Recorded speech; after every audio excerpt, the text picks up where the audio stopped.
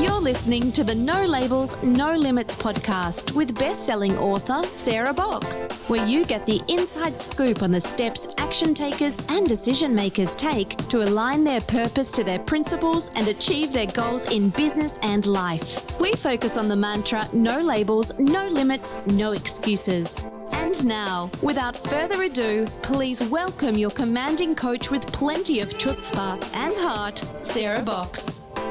Hey there, folks. Welcome to another episode of the No Labels, No Limits podcast, a podcast all about shedding your limiting labels and beliefs. We have a really interesting guest this week. I'm going to tell you how I even connected with this guy. But first, let me set you up with a quote from him that I think might set the stage.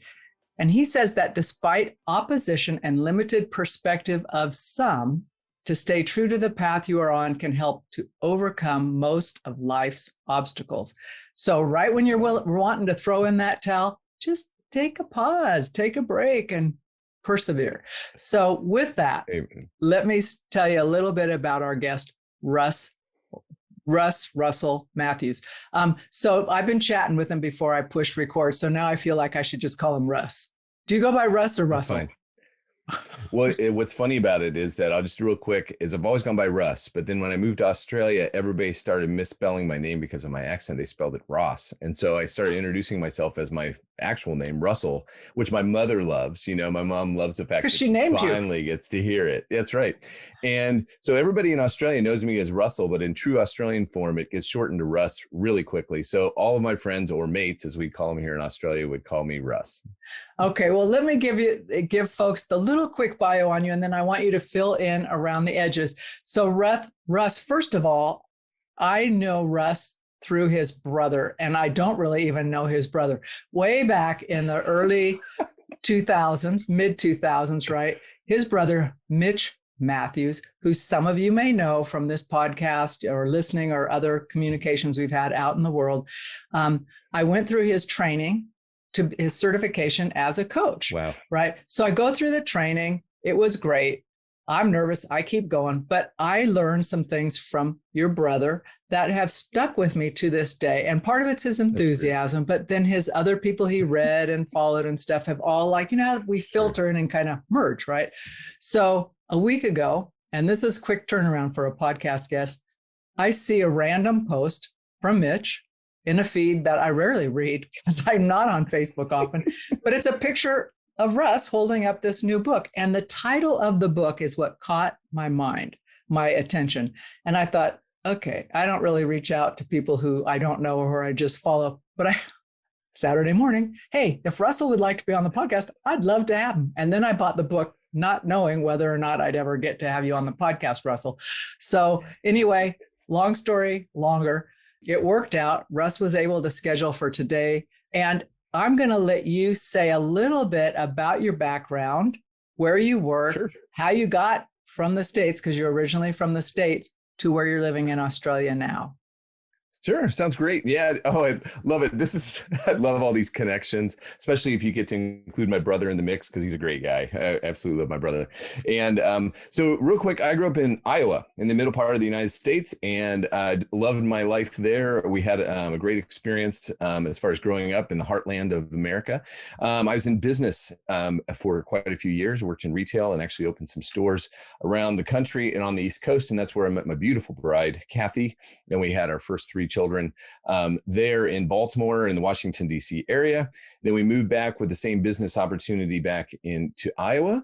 And there, interestingly enough, I kind of ended up having some different opportunities and considerations about going and doing mission work overseas. And so I ended up going to a theological school there in Iowa. And then an interesting opportunity. Probably don't want to go into all of the details right now, but I ended up in Australia. And Australia is not necessarily where most people think of going and doing mission work or ministry work, but it is where we just would say that the Lord put us, and we have loved it. We've been here for 17 years.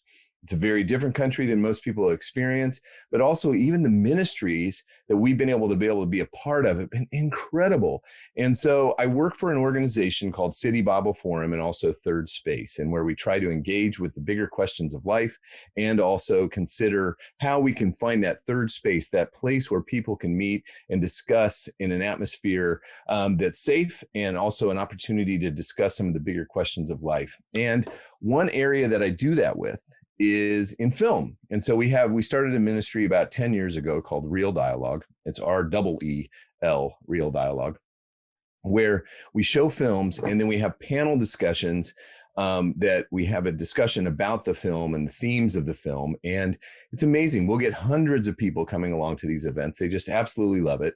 Then on top of it, we build relationships with film distributors around the country. And so now we do film reviews. We've been doing reviews for about 10 years. And so we have about 5 or 6 different writers that are writing for us, doing film reviews, and then also discussion guides on kind of talking again about some of the bigger questions of life and God through film. So when you first went to Australia, was City Bible Forum Third Space already going full bore, or were you in on the front end of something that was just starting to grow into what it has become today? Right. Well, you know what's amazing about it is that when I got here, City Bible Forum had already been in existence for quite a few years. And so, but they're really good friends of mine. We really were only in 2 cities. We were in Sydney and Perth.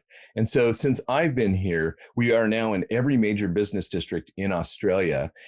We have a team that's a national team that's just grown. And we thought that even during the whole pandemic situation and the challenges that presented over the last couple of years, that we would shrink, because a lot of our events were public events, people getting together and meeting in discussion groups and all these things. But interestingly enough, because of the online experience and in Zoom and all these other things, we've actually grown as an organization. We have a national team. Now my team isn't just in Sydney, it's in Perth, it's in Hobart, it's in Melbourne, it's all over the country. And then on top of it, we have an international audience, especially with Real Dialogue, because people love movies, and movies just kind of cut across cultures, and it just gives us great opportunities to be able to kind of discuss so much that there is out there about life, and really kind of engage with people around the world. So I want to talk a little bit more about the movies and your fascination with them, because from what I've read on you, that is something you've always loved, movies, right? Right. So when did you start? But to dissect them and review them and stuff, that takes a observational ability. Right. Well, okay, I'm going to give credit to my mother. Are you ready for this one? Okay, I like that. Yeah. I'm going to give credit to my mother. And it's primarily because, and Mitch was actually even a part of this. So in Iowa, you wouldn't think about the thing that we would really love to do would be to travel into the big city, into Des Moines, and go see movies. This is back before VHS, before DVDs and streaming. And we would go and see on the big screen movies. And we just absolutely love that. But see, my mom, quite a clever woman. And she wouldn't let the 2 boys sitting in the back seat, who were kind of punching each other and just kind of getting on each other's nerves, get away with just saying that they liked the movie or didn't like the movie. She'd say, okay, tell me what you liked about the movie and what you would tell a friend about it. Well, that has just kind of grown over the years. Yeah, I know. She's a pretty amazing lady. And shout out to Dolores. She's a pretty amazing lady. And she really kind of got us started on the journey. So Mitch and I have actually always loved film, and we've talked about films for years. But then this whole thing in Australia, I just got connected. This kind of goes to your old connections with friends. I got connected because I was running these large groups, and we had a whole month where we just brought in a film reviewer, a producer, and a writer, and they ended up doing this whole series of panels on kind of talking about the bigger questions of life and God through film.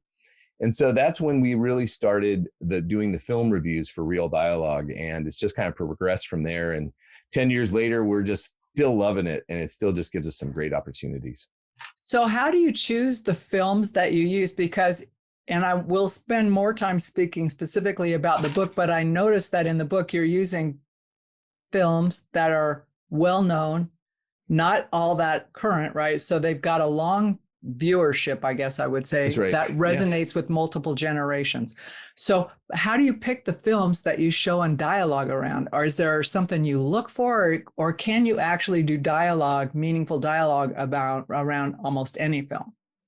All right. Well, so I'll try and do this as quick and as short as I possibly can for you. Is one of the things that happens is a lot of times the film distributors want to give us a film because we kind of have a niche market. And so they'll give us a pre-screening for a film. They say, hey, you can do this, fill the cinema, get people talking about it and all that. And said, great. And so sometimes we're just given a film, while other times we get to choose films, and we try to find films that really kind of point towards some of the bigger questions about life, redemption, forgiveness, God, all these different elements. And they don't have to be spiritual films or say Christian films. They just have to be films. And because the thing is that it's really easy to invite somebody to come watch a movie. And so one of the most recent ones we did was Elvis. And man, it was amazing. Now get this. Okay. You're going to love this one.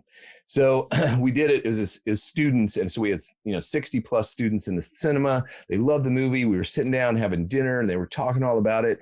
And one of the students, who's an international student from Asia, and he said, you know what, I love this. And I really enjoy talking about God, but you know what, I've never heard of Elvis before. And so, yeah, I know. So we get to introduce a whole other aspect of, it's not just kind of looking at God, but it's also looking at just film and story, the value of story. I've seen this on your podcast, is the value and the importance of story in people's lives, and everybody has one. So why not look at a film story and then look at how that impacts your story? And then that's really what we kind of tried to do. So we do choose films. I will admit, we kind of stay away from films that we do with we review every film that we possibly can that film distributors give us, just because we give the opportunity to do so. But there are some films that may cause some people to struggle, be it violence or sexual content and all that. So we probably wouldn't do those as an event, but we still do review them and give our input, kind of our unique spin on the reviews themselves. I like it. Now, having done that work for as long as you have, and probably well into the future, are you able to watch a movie real time and not dissect it and look for the themes and what you're going to talk about? Yeah. Yes and no. I probably would say that I probably overanalyze it probably at the beginning, but also one thing that really rings true for me, and what's the beauty of having a team that's writing for me. Sometimes I don't have to necessarily go in and review the film. I can go, like last night, we got to go see a beautiful film called Miss Harris Goes to Paris. And I didn't have to review it because I had another writer who did a great job of reviewing it. And so I just got to enjoy the film. It was a beautiful film. Got to enjoy the time with my wife. And so I didn't have to dissect it. But in the end, you still kind of go through and go, oh, but man, the cinematography and all this, and you can really appreciate it. But here's one thing, though, to kind of, I think maybe where you're going through with that question too, is I still love going to see films. Even the bad ones, because people go, ooh, you get to go see free movies. And I go, well, yeah, but I have to go see them all, or my team does. And some of them aren't great, but we still have to review them, and we can't just be snarky about it. We've actually got to write something that's worthwhile listening to. And so, yeah, so no, I still enjoy the process. We still love movies, even though there's some that aren't as good as others. That's true. And so I love the ones that you think about a couple of days later. They just don't leave you, Yeah. Actually, Mrs. Harris Goes to Paris was one of those for me. Like, we watched it, we enjoyed it. And I woke up the next day, my husband goes, I'm still thinking about that movie. I said, I know, right? Because there were some interesting twists in there, and anyway, I digress, as I often do. So let's talk about your book. Okay. Let's do it. First of all, for the listeners, I did buy the book. And I read it. I read it. Well, I bought it on a Saturday morning and it was done by Sunday noon. It's not that long, but it was that interesting, right? I just had fun. I connected with the characters. I wanted to know where you were taking me. And as I'm reading it, I'm thinking, man, this guy sucks you right in. I'm like reading and I'm thinking, okay, my husband goes, are you ready to go? I go, yeah, 5 more minutes. I'm thinking just one more chapter. Great. So what have you, first of all, did you have this idea for your book for a while, or did you just decide to write it? What prompted it? Yeah, well, okay. Well, that is a good question. And I think that I did. The thing is, I work with a lot of different authors and different writers, and people have really admired Real Dialogue as a ministry. And so they go, hey, why don't you do a book on how you do real dialogue? And I go, okay. And so we wrote a few chapters, and I was co-writing with another guy. And Sarah, it got to the end and it was boring. I was like, oh, this is like, yuck. I'm like, I'm like going, this is as bad as exciting as watching paint dry. And I'm like going, and the thing is about real dialogue and about movies is that they're exciting. This is a ministry that's vibrant and just people enjoy engaging with stories. And like when we can't put out a boring book. And so we kind of let it sit for a little bit. And I would have to say I was prompted by and motivated by, because I was in business for quite a few years. And I love the books that were more of a parable that, so Who Moved My Cheese, The Greatest Salesman in the World, Death by Meeting. These are just great books because they don't just tell you how to do it. They show you how to do it. And they do it in a short book. I wanted to keep it short. I call it a train read in the sense that, because here in the city, in Sydney, we are on public transport a lot. And just where it's an easy read, a quick read, but also hopefully, as we say, it's kind of instructional fiction. And so all of a sudden I was kind of given these characters that I've, interestingly enough, fallen in love with more and more as I continue to talk about them, but Finn Rowan and Dylan Quaid. And the story about a young guy who just kind of was has everything going in his life, got a great family, got a good job, all these things, but isn't very satisfied with it. And then all of a sudden he runs into somebody who kind of helps direct him down a path. And interestingly enough, he's a film reviewer. So it's a great way for us to be able to kind of introduce how we do it. But then on top of it, in the book, we have a study guide. You can actually go through and do the study guide with them as if you're either one of the characters or as you're kind of traveling through the book. Because, like a movie, you go see a movie with somebody, right? You want to share. It's meant to be a shared experience. Those weird reviewers who go by themselves, it's kind of sad, but it's what we do. But most people go see movies together. And so really reading this book, and I'm not trying to sell more books, but really reading this book, it's a lot more fun if you do it with somebody. So let's say that you meet someone like our listeners who you're not meeting yet, and they say, well, how will I be different from reading this book? What can I expect to happen to me from reading this book? How would you explain the book and that hope that you have maybe for them?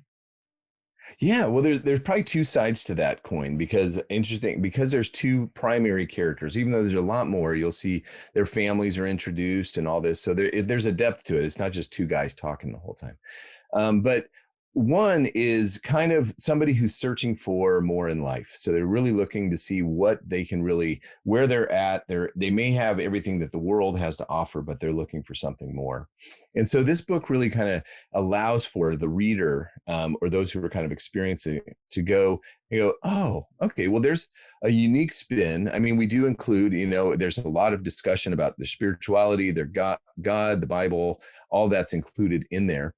But then on top of it, there's also the other side. So say you're a person like myself who's been around for a little while and older is what you're saying. Thanks. And let's just go to the reality of it all. I own it. Oh yeah.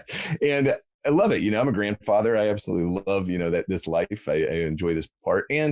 And one of the joys of this season of life is getting to invest in others. And even though I haven't lived a perfect life and there's a lot of mistakes I've made, but hopefully even in the positive things and those challenges that I've had in life, I can share from that experience and hopefully be able to mentor. And that's really what Finn Rowan is. And Finn is actually, the name actually means sage or wisdom in Irish heritage.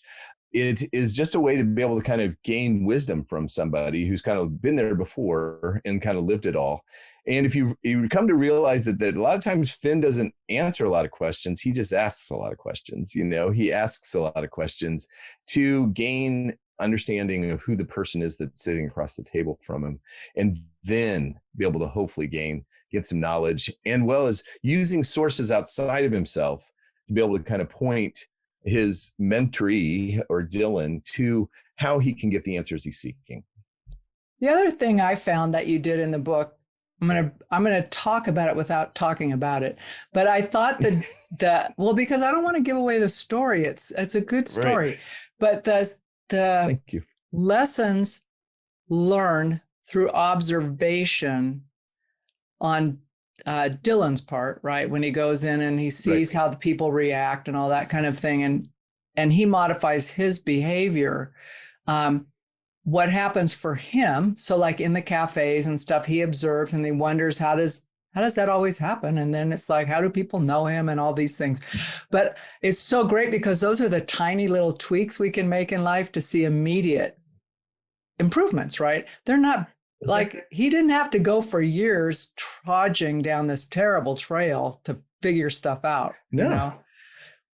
So I'm wondering. And you didn't have to go to a mountaintop to find the answer. You know, it's literally they're sitting in a cafe and they only sit together probably for about an hour or so. But yet then he goes home and he's kind of given these challenges to kind of just watch a movie and then maybe read a portion of the Bible. Yeah. And wow. And then on top of it, talk with his wife. Oh my goodness, what a good idea. You know, who knows that you maybe have one of the greatest sources of wisdom is sitting there right there with you, you know, your spouse. And so, well, I love that because I like how you painted his wife. I'm thinking, yes.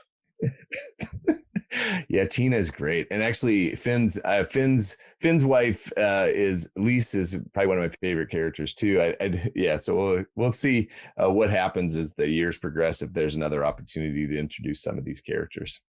So when you're going to be coming to the States to travel around for your book or just to visit and stuff? No. So what we do is we actually travel around. We have people who have invested in what we do for years. And so they're through churches and people. We'll be talking with a whole bunch of people talking about the ministries of Real Dialogue and Third Space, as well as what's been going on in our family's life. And then the book is just kind of icing or cherry on the top that we get to talk about. And look, interestingly enough, you can talk about the hardships of the last few years, but one good thing about being in lockdown gave me a whole lot of time to be able to kind of sit down and really kind of nut out something like this. And so that's what we're going to be talking about. So we'll be there from November through December, primarily in the Midwest, but we might be out on the East Coast too. So. I think you should put up a schedule of where you're going to be when. Just in case some of our listeners want to check you out, you know, make sure we get it, we'll share it. Honestly, we've got people from all over. Yeah, I love it. So no, yeah, and definitely all of these venues and things, they would be open to anybody coming along and hearing kind of what it is. And you get to see the bigger picture. It's not just, I'm not just going to be sitting there selling books. It's really we're talking about the book is just really kind of what's happened over the 17 years we've been here in Australia. And so it's really be able to showcase some of the different things that we do as far as Real Dialogue and with Third Space. Now, do you see, mirrors of the work you're doing there here in the States as much? I mean, here you are, you've spread and grown through Australia, and I know you've got international folks working on your behalf, but is that trend as much here or is growing here as much as it did or has been in Australia with the ministry? Well, yeah. Oh, I think there are things that you can find. And I do have a lot of people and connections in the United States, obviously growing up there, where people do similar things, you know, and you can probably appreciate this too, Sarah, is that, you know, Australia is a very different country than America, that, you know, as far as the landscape, the cultural underpinnings and all that. And so when there's elements of what we do that we easily translate back in America or in England and in other areas of the world, actually pretty much in most countries, but yet you still have to kind of adapt to the cultural context of what that is. And so I think that with Real Dialogue and what we're doing, especially with the City Bible Forum and Third Space, could easily translate well in these various countries, but it would be good working with people who kind of have an understanding of the culture and how to translate that into the cultural context that they're in. Because I think that, but specifically with Real Dialogue, I think this just kind of cuts across to every kind of cultural barrier in so many ways, because people love going to see movies. Now, I will have to say, if you don't like movies, I'm not trying to convince you to go watch movies, you know, for people, your audience. Don't worry. We know movies. You're not a shill for the movie industry. I'm not worried about that, Russ. But the thing is that most people do. All I have to do is people go, oh, I don't watch movies. I'm going, how many streaming services do you have right now? Right. And, you know, if they just have one, then I'm like going, come on, you know, you do watch movies. And so, because this book, I really would say is for anybody who's ever watched a movie ever. You know, it's not just those people who are movie buffs who just go see movies every single week or down and trying to get all the newest stuff. It's anybody who's ever watched one. Because like you were saying, I mean, there's movies that I watched when I was a kid growing up that I still remember lines from that are still impact me. I mean, I grew up in Iowa. Field of Dreams still wrecks me every single time. It's one of my favorite movies ever. Oh, it's so good. So that's the kind of thing we're doing. So we welcome anybody coming along if they want to come and hear more about what we're doing. Well, and part of why I asked that question was just thinking about here in the States, I'm specifically talking about, but just like the angst that people are feeling. And I think around the world too, with, the economy and all of that. And that sometimes this is me, this is my simplistic way, but just calming ourselves down enough to have a dialogue around something we can discuss where there's no winners, no losers. It's a discussion, right? You don't have to like walk out and go, I'm victorious, I got my point across. Is a way that we can calm down and start to hear each other. So that's part of it. It's like, how do we talk? Oh, I think there's two things to what you're saying right there that we talk about all the time is one, you know what? Some of my best friends don't agree with everything that I do theologically, personally, and all that, but yet we still love going and seeing movies together. And also we love sitting down next to each other and having the back and forth and talking about not just what we disagree maybe about the movie, but just even in life, but yeah, we still walk away friends at the end of the day, and I think that there's something to that we really have kind of lost. We've lost the art of conversation. And it's unfortunate where we can respect one another, still like each other at the end of the day, even though we may disagree on certain things, and hope the best for them too. And so that's really one of the things that we really strive to do. But on the other side of it too, and this is where you're very good at this, but you're just letting me talk, is we aren't very good at listening anymore. I really find that most people don't just kind of take a moment and just don't try to think of the answer that you have to whatever it is somebody's having this conversation. Just listen to what they're saying, and then be able to engage with them afterwards. And I think that just is a beautiful gift when you actually are an effective listener and then also can invest in somebody's life afterwards. Sometimes listening for what's not being said as well. It's like, wonder why we're avoiding that. Yeah.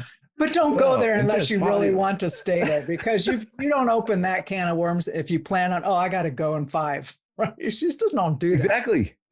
Well, that's also even what you can kind of see in the book. Half the time it's just a matter of asking the right question, then just allowing this person to talk and in valuing the fact that they're going to share with you what it is. And will they change, or will they change the way that you want them to? Maybe not, but that's really not your choice. Right. The goal is really just kind of building into that relationship. And so I love it. I think that we have lost that art in so many ways, but yet I think we can get it back. It's not something that's gone.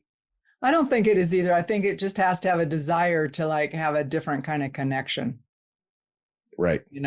Just be intentional. I'm not having that kind of connection where we have to choose off or whatever. I want a different connection. And when that's your intent, it can happen, because all it takes is one person in the conversation to choose to be different. Yeah, that's right. Well, and it's actually it's also that loving your neighbor as yourself, kind of idea that, well, actually, I value who you are. I want, and obviously you've gotten to this point in life because of all of your experiences, good and bad. So why aren't I willing to listen to that? And even though I may have ideas or solutions or things that maybe would help you, okay, that's fine. But I think that really you've got to hear them first before you really can know how to even begin to help them. So I would totally agree. We make a lot of assumptions and we don't check them out and pause. Yeah, that's right. I'll tell you this short story. I told the team when we met last week, but so I've been kind of go for a while. And I finally get off my rear and get a massage scheduled with someone I've never gone to before. Right. But it's a referral from someone I trust, they're putting me in on a Sunday. So I walk into his office or his place. And if you've ever had a massage, the whole point is to keep it calm and zen-like, right? Right. And it's all feels like that until I walk in the room, right? And he's already got all my bio, like where I ache and what's going on, am I healthy? All that stuff's done. So I don't need to chit chat. And so I'm not looking at his room. I'm looking at him. And he said, well, if you're ready, just go ahead and get on the table. When you're ready, I'll be back. So I turn around, I look at the walls, and what I'm looking at is Frankenstein. I'm looking at movie theater pictures of Frankenstein and little things. And I'm wondering, I'm not kidding. But it's all mood lighting, right? So it's kind of calm. And in my head, I have two thoughts. Is this guy wacko? Or is he celebrating Halloween and he's got a really kid-like spirit? I don't know. But I'm thinking, okay, Sarah, choose to, first of all, trust the person who referred you and everybody else who said this guy was great. Give it a shot. And if he's a wacko, you're not coming back. So anyway, but I shared that with someone. They said, I never would have even gone. And I said, but how many people do we discount out of hand because our first impression doesn't jibe with our expectation? And I will tell you, Russ, it was probably one of the best massages I've ever had. And there you go. But I'm thinking, but here's my curiosity. When I go back, which I will, but it'll be after Halloween, if he still has those up on his wall, I'm going to ask him, why this decor? Come on. Exactly. What did you choose? What did you choose? It's always funny because you just never know. Because actually, it's actually one of the things it's a testing ground. You can actually kind of see it in the book. As I ask people all the time, so tell me your favorite film, and it's amazing what just opens up. Because I find it. How in the world did that movie become your favorite? And it's an impossible question for somebody like myself who watches a few movies every once in a while.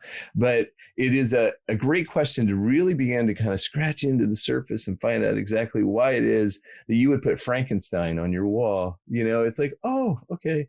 But yet it does. It's a very non-invasive, but yet really quite exposing question in so many ways. It is. Well, I'll be asking that question if it's not down when I see him after Halloween. So, that's right. Because I'm thinking, hey, David, what's up with this? Yeah, I know. Okay. And if it's him, I'm okay with it. But I just want to know. So, Russ, as we wrap this up, I want to ask you to share. Do you have anything you want to let readers, I'm expecting people to read your book, but listeners to the podcast know what's available to them, where they can connect with you, how to get your book? Sure.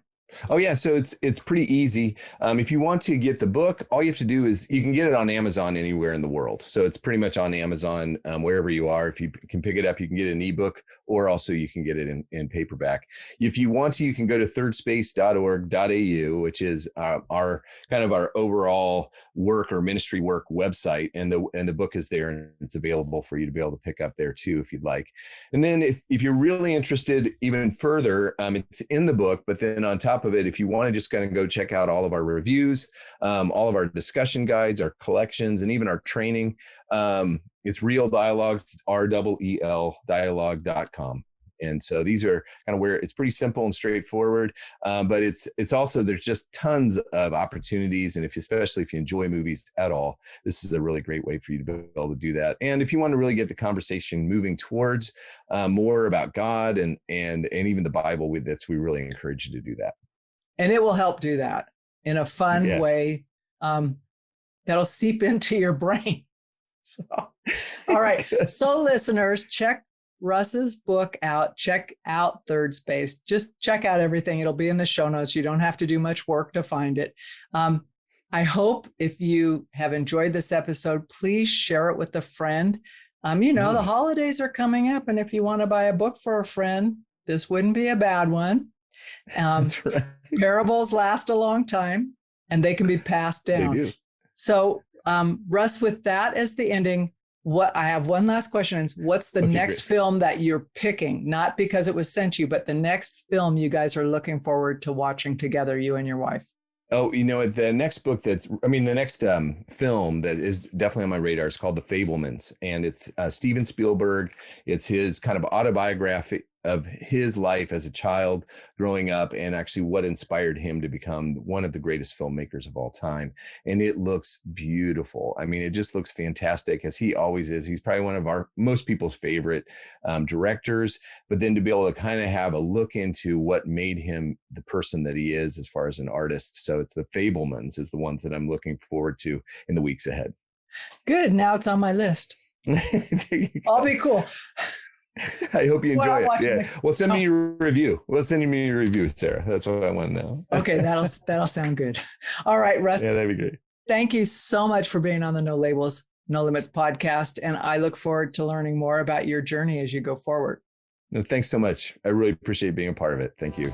You've been listening to the No Labels, No Limits podcast with best-selling author, change agent, and strategic vision coach, Sarah Box. You can grab the show notes and find out how to work with Sarah at sarahbox.com/No Labels, No Limits podcast. We'd love this podcast to reach as many people as possible. So please remember to rate, leave a 5-star review, and share the podcast with someone you think would get value from this conversation. Until next time, keep taking those daily action steps to align your purpose to your principles and achieve your goals in business and life.